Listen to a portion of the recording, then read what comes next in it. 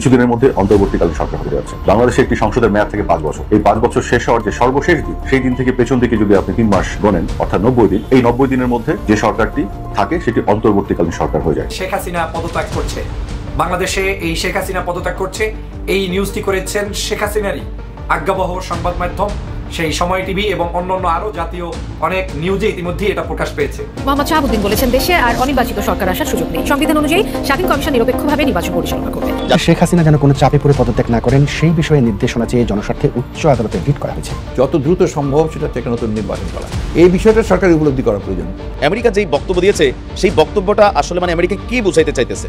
বাংলাদেশের ইস্যুতে যেহেতু কোনো স্যাংশন আসে নাই, আবার আজকে যেই বক্তব্য দিয়েছে তাহলে কি আবারও নির্বাচন করতে হবে? নির্বাচন হবে এবং সময় মতনই হবে। যত দ্রুত সম্ভব নতুন নির্বাচন চায় বিএনপি। রাজনৈতিক দেওয়ালিয়ত্ব রুখতে সরকারকে তা উপলব্ধি করার আহ্বান জানিয়েছেন দলটির মহাসচিব মির্জা ফখরুল ইসলাম আলমগীর। আসসালামু আলাইকুম দর্শক, আজকের গুরুত্বপূর্ণ সংবাদে আপনাকে স্বাগতম। প্রিয় দর্শক, বাংলাদেশের দ্বাদশ জাতীয় নির্বাচনের 5 মাস পরে আবারও নতুন করে নির্বাচনের জন্য সরব হয়ে উঠেছে বিএনপি। প্রিয় দর্শক, সেই সাথে সরব হয়ে উঠেছে বাংলাদেশের জনগণ।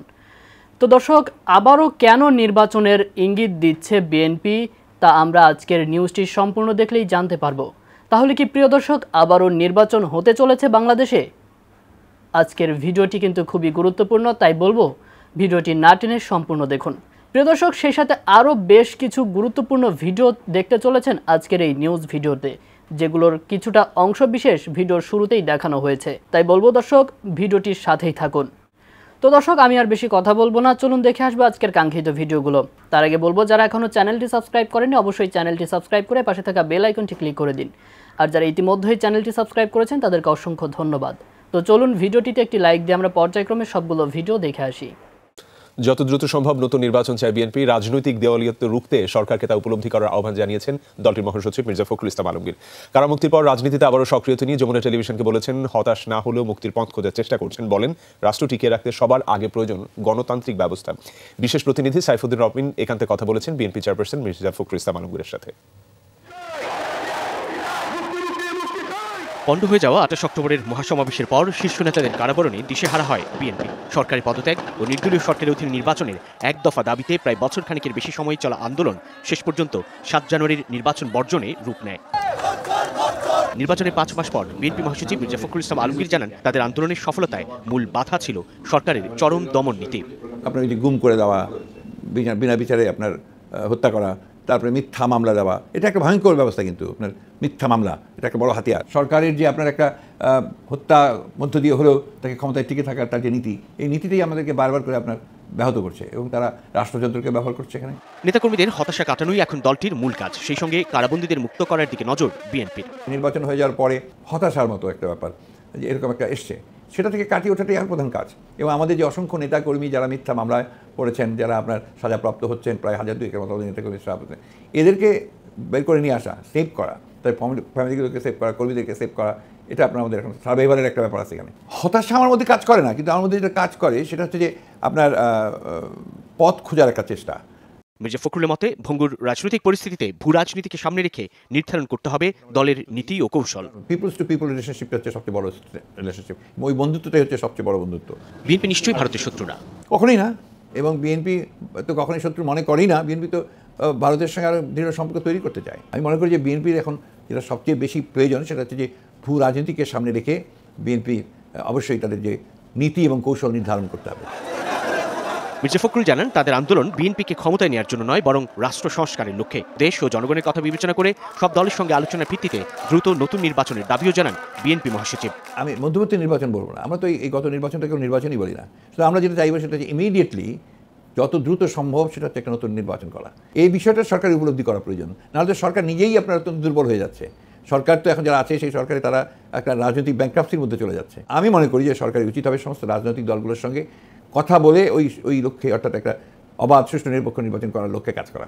বিএনপি মহাসচিব বলেন, গণতান্ত্রিক অবস্থা ফিরে না আসলে দেশ ও মানুষের সংকট আরও তীব্র হবে। জনগণকে সম্পৃক্ত করে জনগণের সমস্যা নিয়ে সোচ্চার থাকার কথাও জানান মির্জা ফখরুল।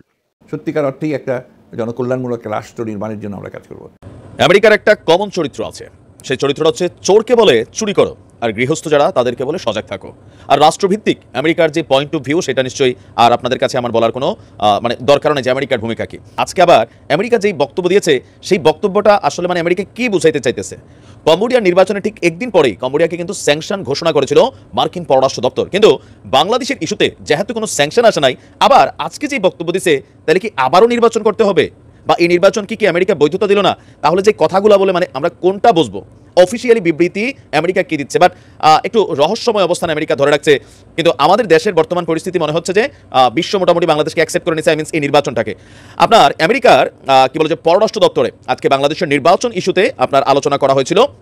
যে আমরা যদি একটু দেখি, হোয়াইট হাউসের আপনার যিনি সেক্রেটারি আছেন, প্রেস ব্রিফিংয়ে, হোয়াইট হাউসে অনুষ্ঠিত প্রেস ব্রিফিংয়ে বাংলাদেশের নির্বাচনকে একতরফা উল্লেখ করে বিরোধী দলের উপর সরকারের অব্যাহত দমননীতি প্রসঙ্গে যুক্তরাষ্ট্রের অবস্থান জানতে চেয়েছিল আপনার একজন সাংবাদিক, আর জন কির্বিকে সে প্রশ্ন দেওয়া হয়েছিল। এই প্রশ্নের জবাবে জন কির্বি যে বক্তব্য দিচ্ছেন প্যাস লাগেন না। তিনি বলছেন, অবাধ সুষ্ঠু নির্বাচন এবং গণতান্ত্রিক ধারার প্রতীক বাংলাদেশের নাগরিকদের আকাঙ্ক্ষা পূরণে যুক্তরাষ্ট্রের অব্যাহত সমর্থনের কোনো পরিবর্তন হয়নি। শব্দটা আবারও বলি, বলতেছে যে অবাধ সুষ্ঠু নির্বাচন হয় না, একবার তো আমেরিকা বলছে, আবার এখন বলছে অবাধ সুষ্ঠু নির্বাচন এবং গণতান্ত্রিক ধারার প্রতি বাংলাদেশের নাগরিকদের আকাঙ্ক্ষা পূরণে যুক্তরাষ্ট্রের অব্যাহত সমর্থনের কোনো পরিবর্তন হয়নি। গণতান্ত্রিক চর্চা ও ধারা সমুন্নত রাখতে বিশ্বব্যাপী প্রয়োজনীয় পদক্ষেপ এবং ব্যবস্থা নেওয়ার চেষ্টা যুক্তরাষ্ট্র অব্যাহত রেখেছে। এই জায়গাটা একটু প্যাস লাগাইনি একটা বক্তব্য, যেটা থেকে কিছুটা মানে নেগেটিভ চিন্তা আসলেও আসতে পারে। সেই সঙ্গে মুক্ত এবং গতিশীল গণতন্ত্র নিশ্চিতে সংশ্লিষ্ট প্রতিষ্ঠানগুলোকে সব ধরনের সহায়তা দিয়ে যাচ্ছে আপনার ওয়াশিংটন।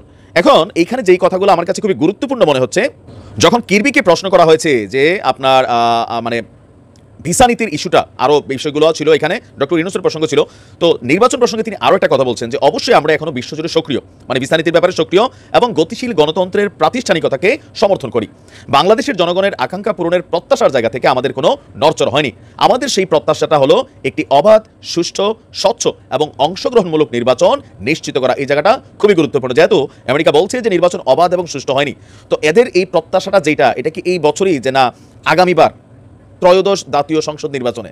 এখন আমেরিকা দেখেন স্যাংশন তো দিবে না, এখন আমেরিকাকে আসলে চাচ্ছে আবার কি নির্বাচন হোক, নাকি ধরেন যে আগামী নির্বাচনটা সুন্দরভাবে হোক। আমেরিকা কিন্তু জাইরাকে আসতেছে না। আমেরিকার এই নীতিটা বড় জাইরা নীতি, আপনি খেয়াল রাখেন, সারা বিশ্বে গৃহযুদ্ধ লাগাই রাখে। আপনি দেখবেন আরব রাষ্ট্রগুলোর মধ্যে ইয়েমেন গৃহযুদ্ধে আক্রান্ত, সিরিয়া গৃহযুদ্ধে আক্রান্ত, ইরাক গৃহযুদ্ধে আক্রান্ত। পৃথিবীর মানে শক্তিশালী আরব রাষ্ট্রগুলোর ভাঙা নানান ধরনের প্যাচ কিন্তু লাগানোর জন্য আমেরিকা চেষ্টা করছে। আর এদের সর্বশেষ নজর মনে আমাদের দেশের দিকে পড়ছে, যে বিএনপি আওয়ামী লীগের গুতাগুতি লাগাইয়া এরা মনে করেন ইন ফিউচার এখানে জাতিসংঘ পাঠাবে, কারণ জাতিসংঘ তো বেল নেই দেখছেনি, হয়তো এরা নানান চিন্তা করবে, স্যাংশন দিবে। আমরা এখন যদি চীনের সাথে ভালো সম্পর্ক, তাহলে আরেক ঝামেলার মধ্যে ফালাবে। মানে এদের এই জিনিসগুলোর কারণে মানুষ কিন্তু কোথাও না কোথাও এদের প্রতি বিরক্ত, এক স্পষ্ট কোনো অবস্থান নেয় না। আর দেখবেন যে আমেরিকার মেইন চাওয়াটা কি জানেন? বাঙালি বাঙালি গুতাগুতি করবো, আমরা কিলাকিলি করবো, আমরা এখানে লাশ পড়বো, এরা ওইখান থেকে বলবে আমরা আসি। দেশটারে গৃহযুদ্ধের দিকে ঠেলে দেওয়ার একটা চিন্তা, সিদ্ধান্ত যেটা জানা স্পষ্ট করে। আমেরিকার ভূমিকা বড়ই ব্লুটুথ ভূমিকা, মনে রাখেন, বড় গিরিঙ্গিবাজ দেশ একটা। তো দর্শক, দেখলেন আজকের ভিডিওগুলো। আর দর্শক, আপনি আপনার গুরুত্বপূর্ণ মতামত ব্যক্ত করবেন। বাংলাদেশে আবারও নির্বাচন হলে আপনার কি মতামত থাকবে সেই বিষয়ে। তো দর্শক, ভিডিওটি সম্পূর্ণ দেখার জন্য আপনাকে ধন্যবাদ। আজকের নিউজটি ছিল এটুকুই, ফিরছে আগামী ভিডিওতে নতুন কোনো টপিক নিয়ে।